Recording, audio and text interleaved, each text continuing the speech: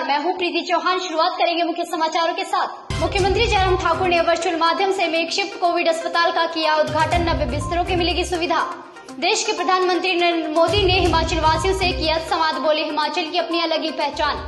Medical college Nahan में नई RT-PCR machine स्थापित। कोविड टेस्टिंग की स्पीड होगी तेज। प्रदेश सचिवालय में पथ परिवहन निगम की बैठक हुई आयोजित। कई अहम मुद्दों पर हुई चर्चा। पुलिस जवान संगीत के माध्यम से लोगों को कर रहे जागरूक। लोगों में दिखा उत्साह। जनसंघ और जनता पार्टी के पूर्व विधायक चौधरी अमर सिंह का निधन। कई नेताओं ने जताया दुख। कोरोना काल में पंचायतों का मिल रहा अच्छा फीडबैक। बोले खंड विकास अधिकारी गौरव धीमान। नाहन में मुस्लिम युवक सोसाइटी लोगों की मदद के लिए आई आगे। लोगों को बांटा 1 माह के लिए राशन। ऑटो चालकों की मनमानी पर लगेगी रोक। ऑटो यूनियन के दफ्तर में कर सकेंगे शिकायत। रिज मैदान में दिखी रौनक। धीरे धीरे अनलॉक होगा हिमाचल।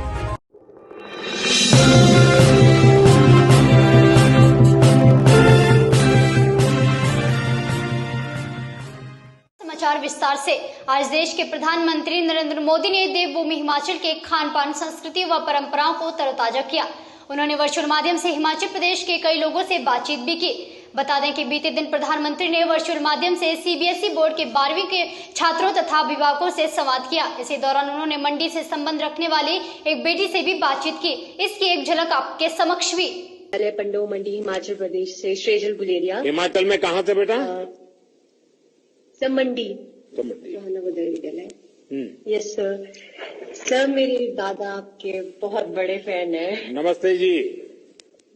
नमस्कार जी। नमस्कार जी। नमस्कार जी। तो अपना गांव कहाँ पड़ता है जी? आज देवभूमि हिमाचल के मुख्यमंत्री जयराम ठाकुर ने वर्चुअल माध्यम से मेकशिफ्ट कोविड अस्पताल ऊना का उद्घाटन किया। उन्होंने कहा कि उन्हें इस बात की खुशी है कि कोविड के चलते प्रदेश सरकार लगातार अपनी क्षमता को बढ़ा रही है। इसके लिए उन्हें जनता का भी भरपूर सहयोग मिल रहा है। उन्होंने कहा कि जिला ऊना में मेकशिफ्ट कोविड अस्पताल में 90 बिस्तरों की सुविधा प्रदान की जाएगी और इसी प्रकार से कोरोना के प्रति प्रदेश में लड़ाई जारी रहेगी। जुड़े हुए माननीय विधायक श्री बलबीर जी, हमारे HP SIDC के vice chairman Shri Ram Kumar ji, secretary health Shri Amitabh Awasthi ji, deputy commissioner Una, SP Una और उपस्थित सभी अधिकारीगण और उपस्थित सभी मित्रों, मुझे इस बात की प्रसन्नता है कि कोविड के खिलाफ इस लड़ाई में doctor YS Parmar medical college Nahan में नई RT-PCR मशीन स्थापित होने से कोविड टेस्ट की स्पीड बढ़ गई है। मशीन स्थापित होने से मेडिकल कॉलेज में हर रोज करीब 2000 सैंपल टेस्ट किए जा सकेंगे। वहीं मीडिया से बातचीत करते हुए उपायुक्त सिरमौर डॉक्टर RK परूथी ने बताया कि मई माह में मुख्यमंत्री द्वारा doctor YS Parmar medical college Nahan को यह मशीन देने की घोषणा की गई थी, जिसके मुताबिक यह मशीन स्थापित की गई है, जिसका सीधा लाभ आम जनता को मिलेगा। कोरोना संक्रमित बताने के लिए कि पॉजिटिव है या नेगेटिव है, RT-PCR जो है reverse transcription polymerase chain reaction, एक मशीन होती है जिसमें सैंपल लेके उसमें टेस्ट करते हैं।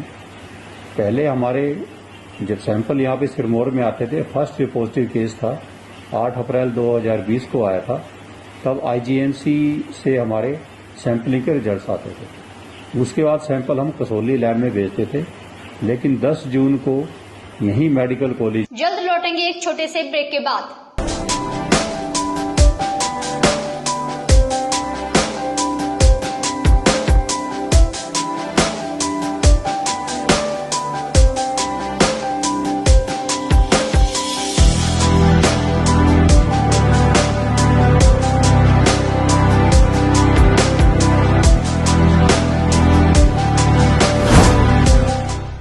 भूषण ज्वेलर्स, अनमोल रिश्तों के लिए।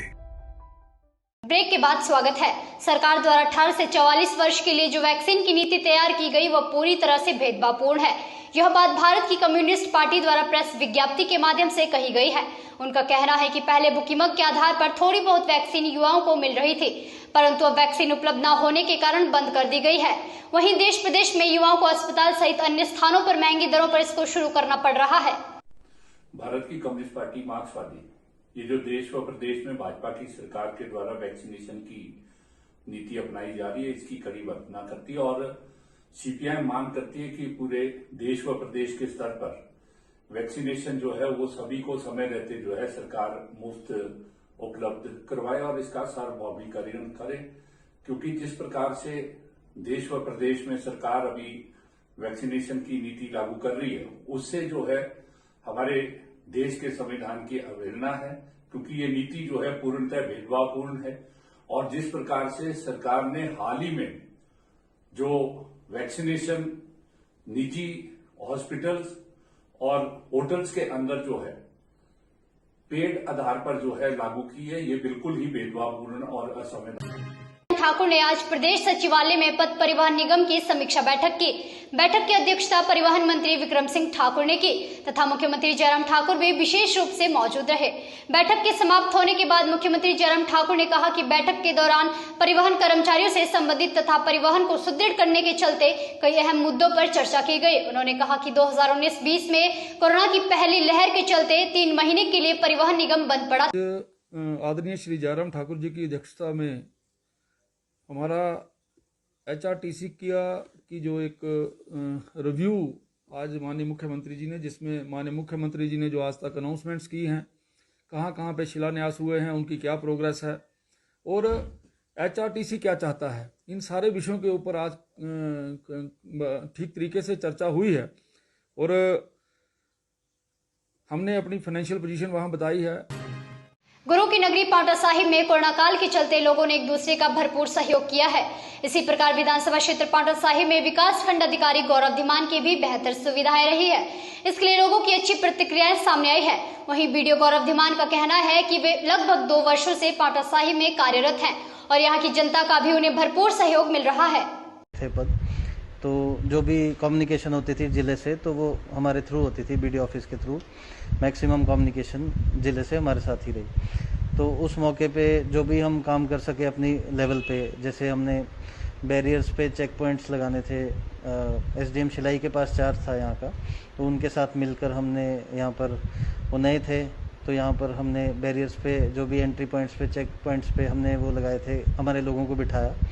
उसमें रेवेन्यू के भी डिपार्टमेंट के भी लोग थे हमारे। कोरोना काल के चलते कई संस्थाएं लोगों की मदद के लिए आगे आई है। इसी प्रकार नाहन की मुस्लिम युवक सोसाइटी ने भी अपना योगदान शुरू किया है। सोसाइटी ने नाहन शहर के लगभग 20 गरीब और जरूरतमंद परिवारों को 1 महीने का राशन बांटकर एक नई पहल शुरू की है। यही नहीं बल्कि ये लोगों के घर घर जाकर उन्हें राशन पहुंचा रहे हैं और मुस्लिम युवक सोसाइटी ने फुटपाथ पर बैठे लोगों को भी ये सारी चीजें उपलब्ध करवाई है। उनको हम हर 2 महीने बाद राशन देते हैं। पिछले लॉकडाउन से हम दे रहे हैं और हमारी संस्था नाहन मुस्लिम नवेट सोसाइटी और मेरे जो साथी हैं वो लोग बहुत मेहनत करते हैं, पैसा इकट्ठा करते हैं, राशन इकट्ठा करते हैं और लोगों की जो है नाहन में जो 25-30 परिवार ऐसे हैं जो बहुत गरीब हैं, उनकी मदद करने के लिए हम कोशिश करते हैं कि उनकी मदद करें और आज हमने इनको बुलाया है और हर 2 महीने देश प्रदेश की तमाम बड़ी खबरों को देखने के लिए यंगवार्ता न्यूज के फेसबुक पेज, इंस्टाग्राम और यूट्यूब चैनल को फॉलो और सब्सक्राइब करें। साथ ही बेल आइकन दबाना ना भूलें और तमाम बड़ी खबरों को देखने के लिए यंगवार्ता न्यूज की www.yangwarta.com वेबसाइट पर भी विजिट करें। और आज के लिए फिलहाल इतना ही।